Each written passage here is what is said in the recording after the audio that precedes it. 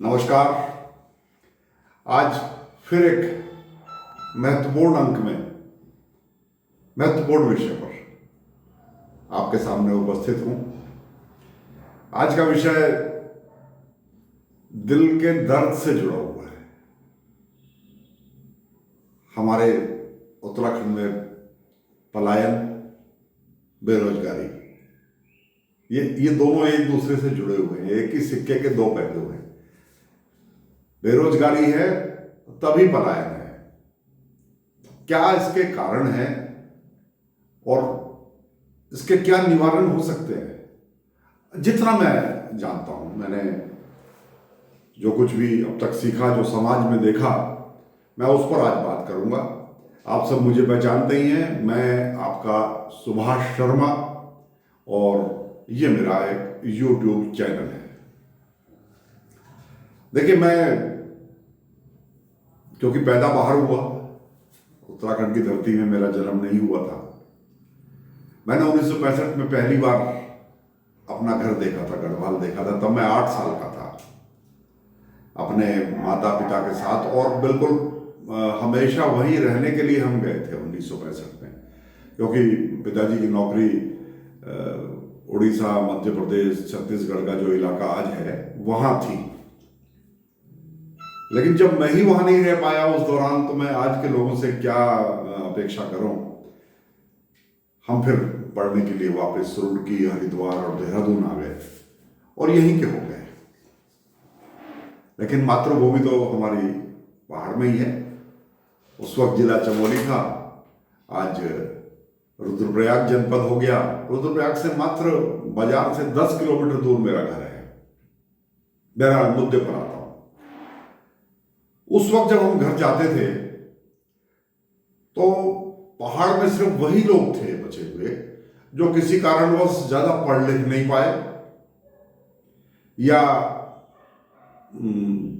जो खेती करना या घर पर ही रहना जिन्होंने पसंद किया, अपनी चॉइस से थे, अपनी मर्जी से थे।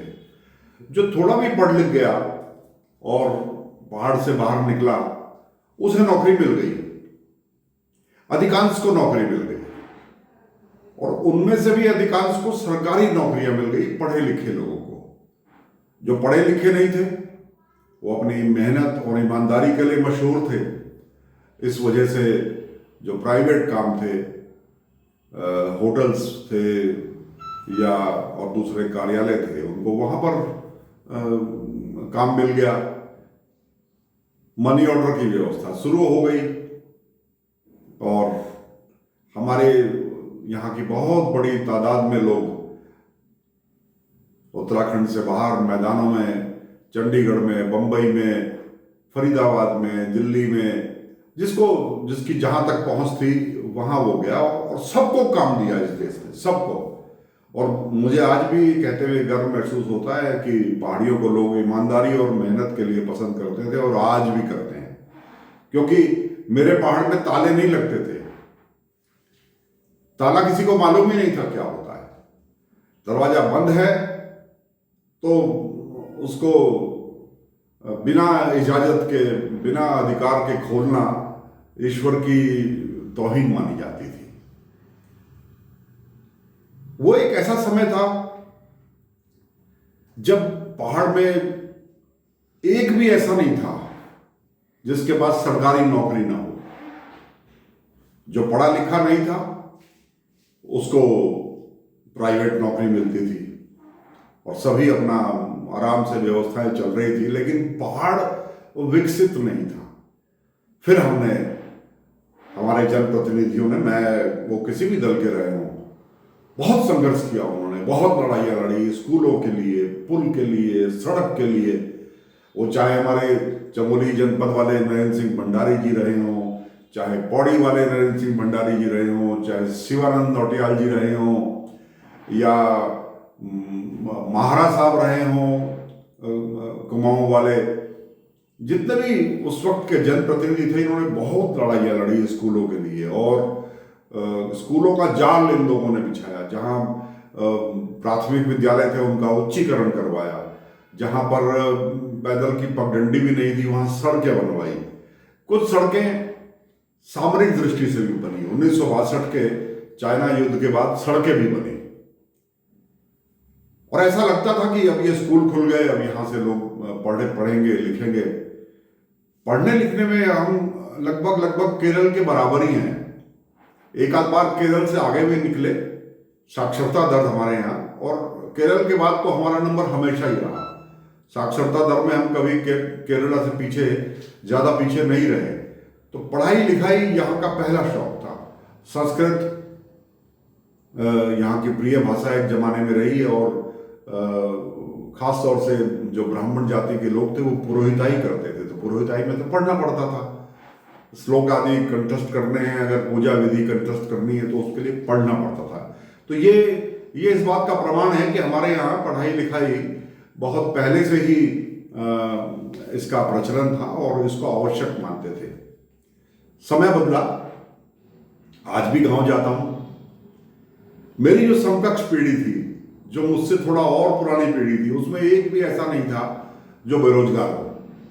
हर परिवार से एक दो व्यक्ति अच्छे रोजगार में थे।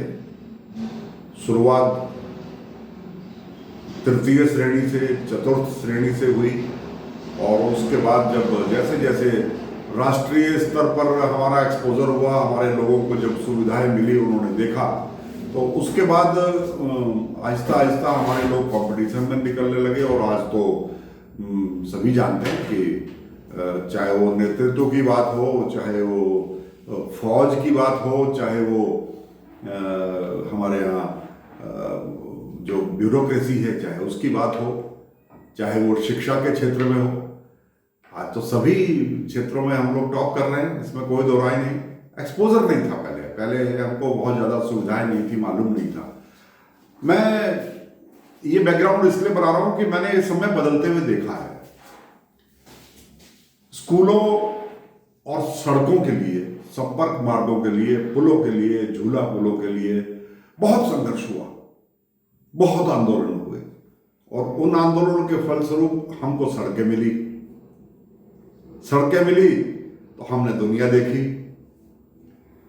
हमारे साथ साथ हमारे परिवार ने भी दुनिया देखी। हमारी जो परिवार की महिलाएं हैं उन्होंने भी दुनिया देखी तो मालूम चला कि ये स्वास्थ्य की सुविधा ना होना, मनोरंजन के साधन ना होना, अच्छे मार्केट ना होना, ये कोई अभिशाप नहीं है, ये हमारी अज्ञानता है, ये हमारा अविकसित होना है। और जब एक बार देहरादून, ऋषिकेश, हरिद्वार, कोटद्वार, हल्द्वानी, पंतनगर, काशीपुर, जब हमने ये मैदान और यहाँ के बाजार देखे, यहाँ के स्कूल देखे, यहाँ की सड़कें देखी, यहाँ का जीवन देखा, तो भाई अच्छे जीवन शैली को कौन नहीं अपनाना चाहता। और उस अच्छे जीवन शैली के लिए वो जो सड़कें हमने अपने गांव तक पहुंचने के लिए बनाई थी ना, हम उन्हीं सड़कों से हमने अपने घर छोड़ दिए। यानी जो सड़कें हमने एक जमाने में इसलिए बनवाई थी, इसलिए आंदोलन किया था कि अपने घर तो पहुंचेंगे, कम से कम अपने घर जाएंगे, उसका दूसरा इस्तेमाल होने लगा, और हम लोग उन्हीं सड़कों का इस्तेमाल अपना घर छोड़ने के लिए करने लगे। और अधिकांश ने, आज भी मैं दावे से कह सकता हूं कि अगर वहां पर सड़क नहीं होती तो हमारे लोग घर ना छोड़ते। इसका ये मतलब नहीं है कि सड़क नहीं बनी, लेकिन हमने सड़क तो बना दी, मगर वो सुविधाएं कभी दी नहीं, आज भी नहीं दी। उसके बाद हमने स्कूल हमने उनका जाल बिछा दिया, बच्चे पढ़ने लगे तो हमारे यहाँ 3-4 ही पेशे ज़्यादातर हुआ करते थे। एक पेशा मास्टरी का, टीचर का।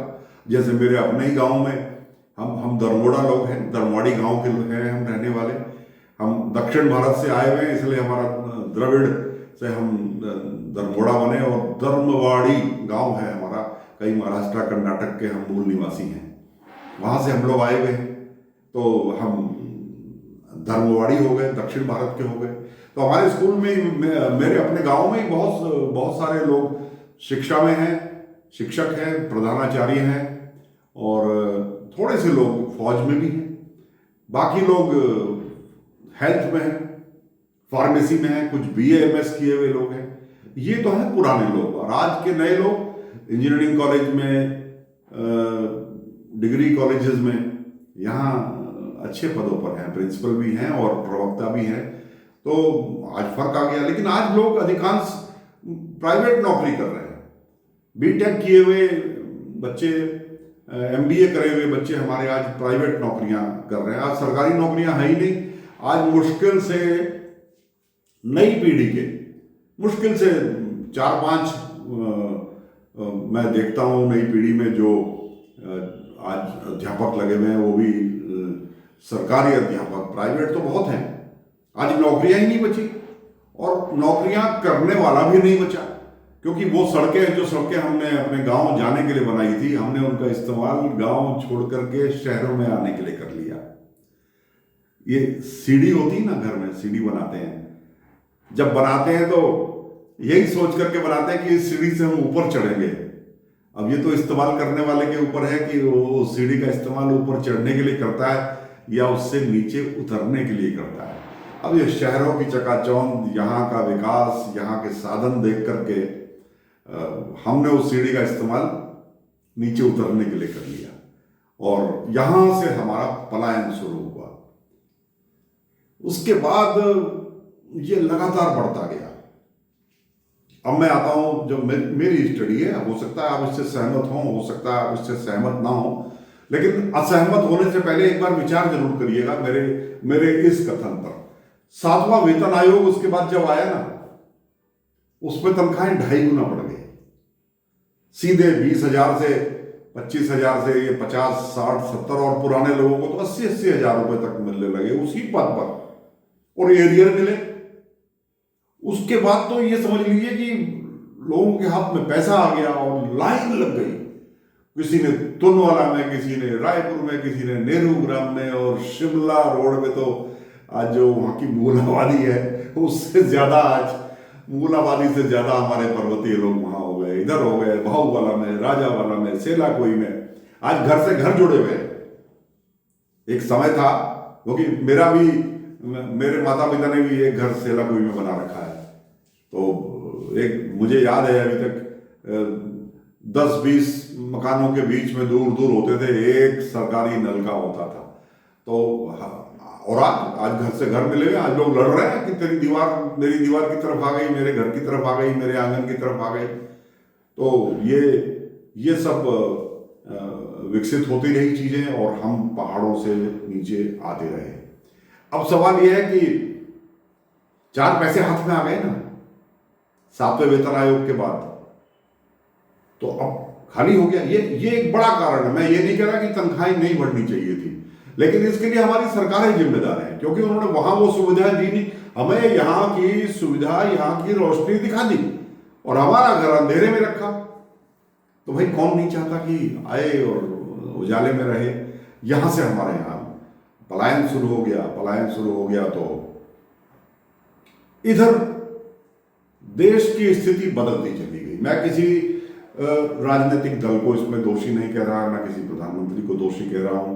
कभी वैश्विक मंदी, कभी नोटबंदी, कभी जीएसटी, और अब पिछले 7 महीने से तो जो हालात हैं, जो हमारी मौजूदा बीमारी चल रही है पूरे विश्व में, कोविड-19 जिसका टेक्निकल नाम है, उसके चलते तो आज 7 महीने से पूरे देश के कारखाने बंद हो गए थे और हमारे लाखों लोग, लगभग 7 लाख 8 लाख की तो गिनती है, जो इस दौरान वापस आए। तो ये एक अवसर था। मैंने आपसे पहले भी कहा था, इस पर मैं बोला भी था, ये एक अवसर था कि हम अपने इन लोगों को रोक लेते हैं यहाँ पर, क्योंकि अब हमने व्यापार करना सीख लिया, काम करना सीख लिया। हम जो वहाँ के लाला लोग हैं, जो वहाँ पर व्यापार, जिनका कारोबार चलते थे, हम उसमें कारीगर हो गए थे। इस बीच 20-30 साल का हमारे लोगों का अनुभव था, तो वो इतने सक्षम थे कि वो वापस घर जा करके उसी काम को अपने घर में खोल सकते थे। कई लोगों ने खोला भी। मैं तो एक दिन हैरान रह गया देख करके कि रुद्रप्रयाग के जखोली के इलाके में इतनी बढ़िया बेकरी, और वो इतने बढ़िया क्रीम रोल ऑटोमेटिक मशीन से बना रहे थे। उसको मैंने टीवी के एक चैनल में देखा। तो ऐसे लोग भी थे। तो हमारे समाज में जो कमी थी, हम ब्राह्मण खूब हैं, हम हमारे यहाँ क्षत्रिय राजपूत खूब हैं, हमारे यहाँ शिल्पकार लोग भी खूब हैं, मगर हमारे यहाँ बनिया है ही नहीं। हमारे उत्तराखंड में जो 4 वर्ण हैं समाज के, उसमें बनिया ही नहीं था। इसकी पहल हमारे ठाकुर भाइयों ने शुरू की, क्षत्रिय भाइयों ने शुरू करी। उनमें साहस शुरू से ज्यादा रहा, इसमें ये मानने में कभी हम गुरेज करते ही नहीं।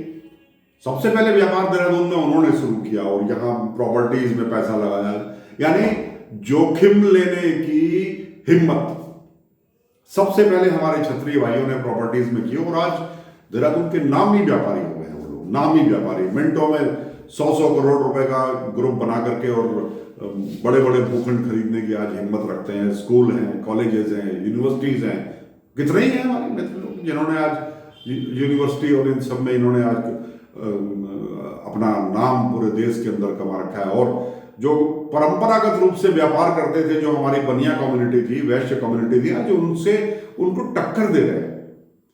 तो अब तो जोखिम उठाने की हिम्मत भी है, थोड़ी सी पूंजी भी हमारे पास है, बैंक से लोन लेकर के उसको प्लान करके उसको वापस करना भी हमें आ गया। तो इसलिए आज एक कम्युनिटी डेवलप हुई है, व्यापारिक कम्युनिटी। मुझे लगता है कि अब समय आ गया है कि हमको अब उत्तराखंड के अंदर ही उन सड़कों का इस्तेमाल हमको, अब तो और चौड़ी हो गई सड़कें, हो गई ना, 1 साल 2 साल में NH बिल्कुल तैयार हो जाएगा। तो क्यों ना इन सड़कों का इस्तेमाल हम वापस लौटने के लिए करें। इसके लिए मेरे पास एक पूरी कार्य योजना है। मैं अपने आप को कोई बहुत बड़ा योजनाकार नहीं दावा करता होने का, मगर जो सच्चाई है, देखा है, मैंने भी दुनिया के बहुत देश घूमे हैं, भारत देश को मैं घूमता रहता हूँ और अपने यहाँ की जो भौगोलिक स्थिति है उसकी तुलना में देश के और प्रदेश के और दुनिया के दूसरे हिस्सों से करता हूँ। तो इसके लिए मेरे पास एक योजना है। आज समय कम है, इसलिए मैं इसको 2 भागों में बांटता हूँ और कोशिश करूंगा कल या परसों ही, या ज्यादा परसों तक 2 दिन का समय लेकर के मैं आपके पास उस पूरी योजना के साथ आऊंगा कि क्या हो सकता है। ना करे सरकार पहल, हमारे पास तो जमीनें हैं ना, हमारे को ईश्वर का ये वरदान है कि हम में से भूमिहीन कोई नहीं है। ये सबसे बड़ा वरदान हम लोगों को है, हम में से भूमिहीन कोई नहीं है। सबके पास भूमि है, छोटी है, ज्यादा है, कम है, ये तो जरूर है, लेकिन सबके पास है। तो उस भूमि का कैसे हम सदुपयोग कर सकते हैं, इसको आज मैंने कारण बताया। ये केवल सरकारी नौकरी और उसकी पेंशन के पीछे भागना हमको बंद करना पड़ेगा, क्योंकि अब तो 50 साल में रिटायरमेंट भी हो रहा है और पेंशन भी नहीं मिलेगी। तो अब जो 2004-2005 के बाद जो लोग नौकरी पे लगे उन्हें पेंशन भी नहीं मिलेगी। इसलिए ये सरकारी पेंशन का मोह छोड़ो। अगले अंक में मैं आपके बीच आऊंगा और इस जो मेरा पूरा विषय है आज का, उत्तराखंड, पलायन, बेरोजगारी, कारण और निवारण। तो आज मैंने कारण बताया, अब मैं अगले अंक में इसी का निवारण बताने की कोशिश करूंगा। एक योजना आपके सामने रखूंगा, उसे सरकार के भरोसे मत रहिए।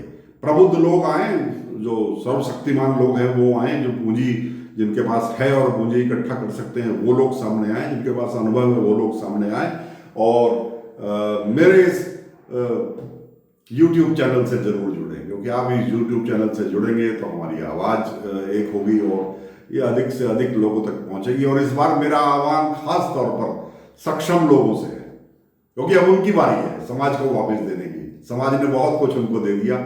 मेरे इस YouTube चैनल से जरूर जुड़ें, इसको लाइक करें, इसको कमेंट करें, इसको शेयर करें और सबसे ज्यादा इसको सब्सक्राइब करें। आपके सब्सक्रिप्शन से मुझे बहुत बड़ी ताकत मिलती है और मुझे लगातार आगे बोलने का प्रोत्साहन भी मिलता है। इन्हीं शब्दों के साथ अगले अंक की प्रतीक्षा कीजिए।